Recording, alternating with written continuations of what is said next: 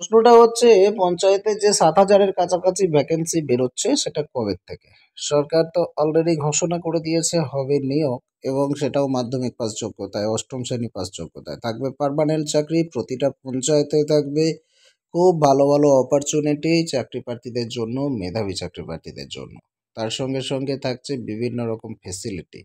Already সরকার এটার জন্য website বানিয়ে দিয়েছেন, যেখানে রেজিস্ট্রেশন প্রক্রিয়া শুরু হয়ে গেছে এবং নিয়োগ খুব শীঘ্রই হতে চলেছে। কিন্তু আপনি যদি ওয়েবসাইটে ভিজিট করেন, যে নতুন পোর্টালটি বানানো হয়েছে পঞ্চায়েতের রিক্রুটমেন্টের জন্য, সেই যেদিন থেকে খবর বেরিয়েছে, যেদিন থেকে পোর্টাল তৈরি হয়েছে, এই একই নির্দেশিকা সেখানে দেখতে পাবেন যে বর্তমানে পোর্টালে শুধুমাত্র রেজিস্ট্রেশন এবং প্রোফাইল সম্পন্ন করার প্রক্রিয়া চলছে। আগামী দিনে ডিস্ট্রিক্ট লেভেল সিলেকশন কমিটি তাদের নিজ নিজ শূন্যপদ বিজ্ঞাপনের মাধ্যমে ঘোষণা করলে আবেদন প্রক্রিয়া শুরু হবে, আর নিয়মিত আপডেটের জন্য পোর্টালটিতে নজর রাখতে অনুরোধ করা হচ্ছে। দর্শক, এই নিয়োগের জন্য সরকার নির্দিষ্ট পোর্টাল বানিয়েছে।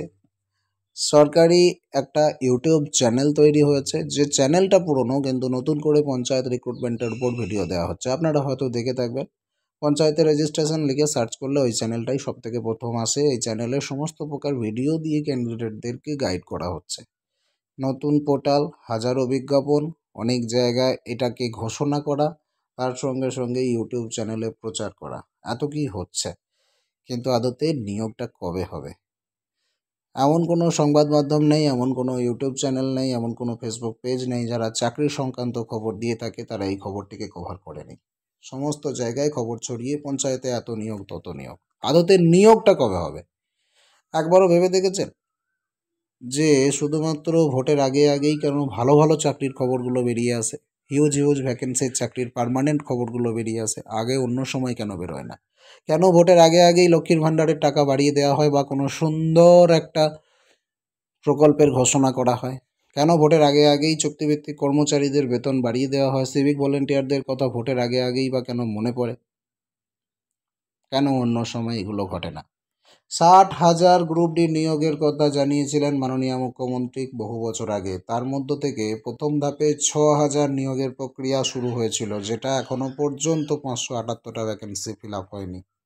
সেই 60,000 নিয়োগ তো দূরের কথা, এই যে ডাব্লিউবিজিডিআরবি রিক্রুটমেন্টের জন্য নতুন একটা বোর্ড তৈরি হয়েছিল 60,000 নিয়োগ হবে বলে। ডাব্লিউবিজিডিআরবি 6,000 নিয়োগের মধ্যে যে কজন ক্যান্ডিডেট এখনো পর্যন্ত ওয়েটিং আছে, তারা আজও পুলিশের গুঁতো খাচ্ছে, চাকরির অপেক্ষায় দিনের পর দিন ধর্ণা দিচ্ছে। সে নিয়োগ এখনো হয়নি। এর আগের ভোটেও ভালো একটা ঘোষণা ছিল 10,000 মতো ভ্যাকেন্সির, সে নিয়োগ প্রক্রিয়াও কোনোদিন সম্পন্ন হয়নি। তাহলে মানুষের মধ্যে প্রশ্ন জাগছে, আদতে এই নিয়োগটা হবে তো? নতুন পোর্টাল তৈরি হলো, রেজিস্ট্রেশন করলো ক্যান্ডিডেটরা, ভোটও মিটে গেল, এই খবরের গরমে গরমে, এই হাওয়ায় হাওয়ায় হাওয়ায় হাওয়ায় এত নিয়োগ দিচ্ছি, তত নিয়োগ দিচ্ছি, এত বেতন দিচ্ছি, এত লক্ষ্মী দিচ্ছি, এত সাইকেল দিচ্ছি, এত মোবাইল দিচ্ছি, করে করে করে করে ভোটটা পেরিয়ে যাবে। তারপর আবার এই নিয়োগটা আদৌ হবে তো, না রেজিস্ট্রেশন করাই থেকে যাবে? আগের অন্যান্য নিয়োগের প্রতিশ্রুতিগুলোর মতো এই পরিস্থিতিটাও হবে একই রকম, এই ভাবনাই কিন্তু জাগছে এবং এটাকে নিয়েও চাকরি প্রার্থীরা মন্তব্য করছে। আদতে এই মন্তব্যটা কি সত্যিই ভুল? যদি এরকম ভাবনা চাকরি প্রার্থীদের মনের মধ্যে আসে, সেটা কি খুব অন্যায় হবে? যদি নিয়োগ করারই থাকে তো এত সময় কেন লাগে? ভোট ঘোষণা হয়ে গেছে বলে নিয়োগ প্রক্রিয়া কি সম্পন্ন করা যায় না? কি করে কোর্টে নিয়োগ হচ্ছে? কি করে অন্যান্য যে নিয়োগগুলো চলছিল সেগুলো কমপ্লিট হচ্ছে? জেলাভিত্তিক নিয়োগগুলো এখনও চলছে, কিভাবে সম্ভব হচ্ছে সেটা? আর যদি ভোট শুরু হয়ে গেলে নিয়োগ প্রক্রিয়া কমপ্লিট করা নাই যায়, তাহলে ভোটের আগে আগে এরকম সুন্দর করে ঘোষণা করে দেওয়া কেন?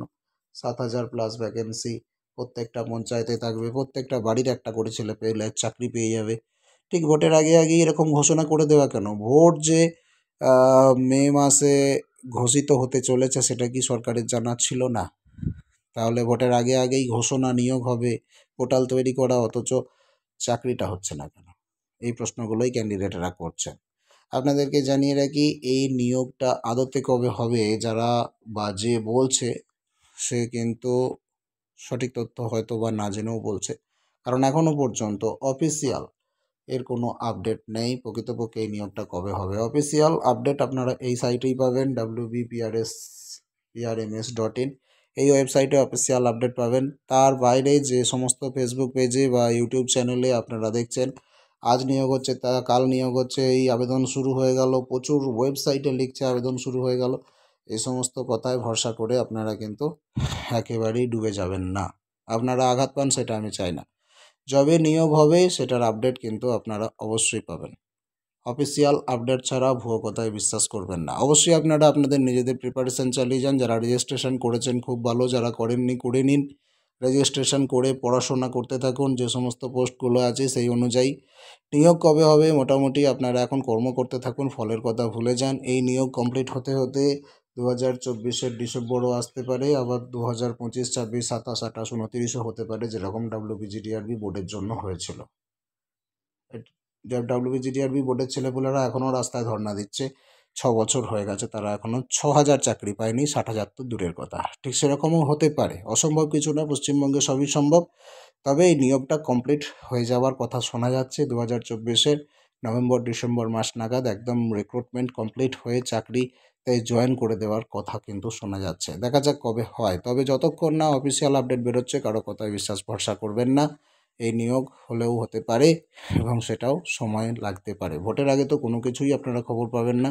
ভোটের রেজাল্ট ঘোষণার পরে জানতে পারবেন যে কবে থেকে এই নিয়োগটা হচ্ছে। আপনি যদি চান যে আমরা অফিসিয়াল আপডেট দিয়ে আমাদের চ্যানেলে ভিডিও বানিয়ে আপনাদেরকে অবগত করি যে এই নিয়োগটা কবে হচ্ছে বা কবে থেকে ফর্ম ফিল আপ শুরু হচ্ছে, অবশ্যই কমেন্টে জানিয়ে রাখবেন আর চ্যানেলটিকে সাবস্ক্রাইব করে রাখবেন, তাহলে আপনারা আমাদের লেটেস্ট ভিডিও আপডেটগুলো পাবেন।